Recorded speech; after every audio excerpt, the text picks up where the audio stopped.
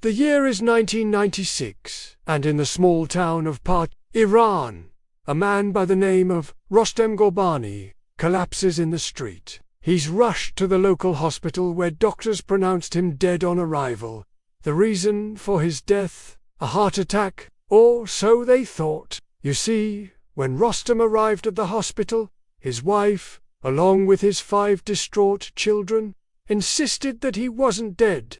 But unfortunately, the doctor didn't listen. Instead, he went ahead and drew up the death certificate himself, certifying Rostem's time on Earth as finished. No one knows exactly what this doctor was thinking, but perhaps he simply didn't want to deal with a grieving family. Or maybe he just wanted to go home for the night. Whatever his reasons, Rostem's wife and kids were forced to accept the cold reality of life without their husband and father.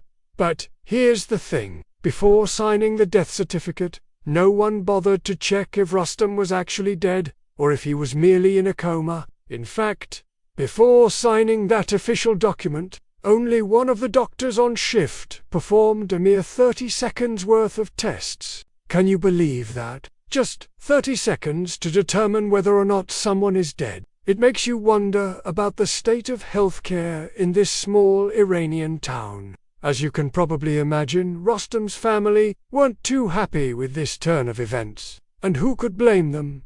They begged the doctor to reconsider, insisting that their loved one was still breathing. But all their pleas fell on deaf ears. Frustrated and desperate, Rostem's wife began screaming at the top of her lungs, "Don't sign my husband's death certificate. He's alive. Please, please don't do this." But even her screams couldn't bring the man back to life, or so everyone thought. For the next 3 hours, Rostem's lifeless body was kept at the hospital, all while his family waited anxiously for the coroner to arrive. When the coroner finally showed up, he, too, claimed that Rostem was dead. But before he could sign the death certificate, Rostem's wife stepped in front of him and said, "Please, please, wait a minute." She then took off her shoe, dipped it into a glass of water and splashed it onto her husband's face. At first, he didn't react, but after a few moments, something incredible happened. Rostem opened his eyes and sat up. Imagine the shock, disbelief and joy that must have filled the room at that moment. Here, everyone thought he was dead, but in reality, he was just sleeping. You could cut the tension in the room with a knife. As for the coroner, well, let's just say he beat a hasty retreat, making a quick exit from the hospital. With Rostem awake again, the family wasted no time in getting him out of there. They rushed him to another hospital where he made a full recovery. But this wasn't the end of the story. Oh no, not by a long shot.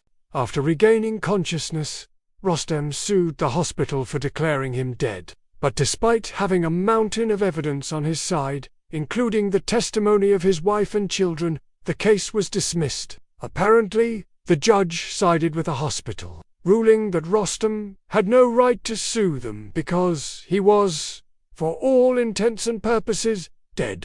I mean, they even had a death certificate to prove it. Determined to seek justice, Rostem appealed the decision, this time taking his case to the Supreme Court. However, the court ruled in favor of the hospital once again, citing the same reasons as the previous judge. But Rostem wasn't about to give up. This time he took his fight to Tehran, the capital of Iran. And get this, after 5 long years of battling it out in court, finally, in 2001, the Supreme Court of Iran overturned the previous rulings and ordered the hospital to pay $50,000 in compensation to talk about a David and Goliath story. So the next time you find yourself in Parchin, Iran, be sure to visit the Valu Asar Hospital. And if you're feeling extra adventurous, why not splash some water on a seemingly dead person just to be sure? You never know. They might just be sleeping.